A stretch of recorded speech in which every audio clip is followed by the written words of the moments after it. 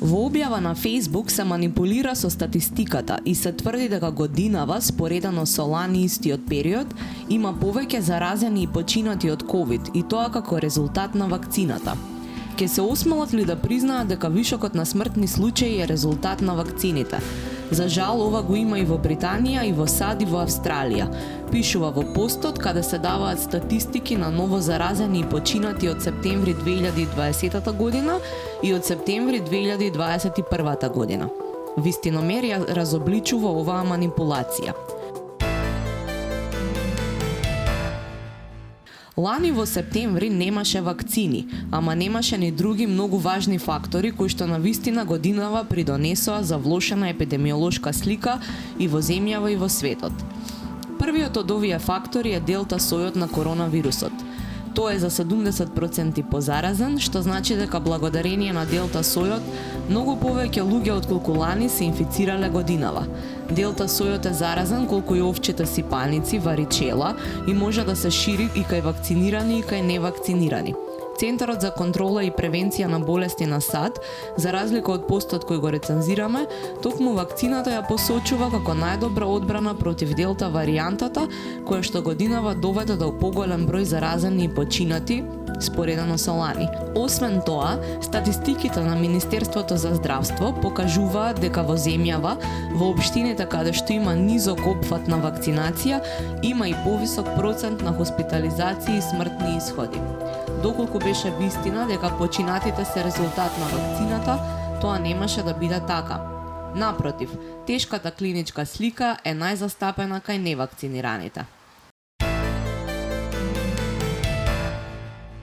Ситуацијата помеѓу септември 2020 година и септември 2021 година е различна и според мерките кои беа воведени од владата, како дел од протоколите за заштита на населението од заразување со коронавирусот. Градинките лани не работеа до 9 септември, а учебната година започна во октомври. Годинава пак со физичко присуство се изучува во основните и средните училишта. Лани, со цел да се спречи ширењето на вирусот, на сила беше забрана за организација на свадби и други прослави, што годинава не беше така. Цело лето се одржуваа свадби, се патуваше во земјава и надвор од неа, без на градинците да се приложи негативен PCR тест или потврда за вакцинација. Ова се смени дури на 1 септември 2021 година, кога се донесе одлука за влез и излез од државата, сите задолжително да приложат сертификат за вакцинација или потврда за прележан COVID во последните 45 дена. Но, како што напоменавме, овие мерки почнаа да важат од септември, а бројките на заболени и починати што ги гледаме во септември се резултат на олабавените мерки кои беа на сила цело лето, како и на летната туристичка сезона. И се разбира, како што споменавме, резултат се на позаразниот делта сој на коронавирусот кој во 2020 го немаше. И Министерството за здравство потенцираше дека 77% од новите случаи и 79% од хоспитализираните со COVID-19 се невакцинирани.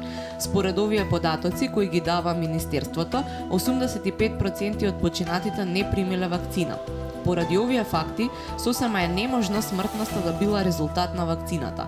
Најголем дел од починатите воопшто не ја примиле.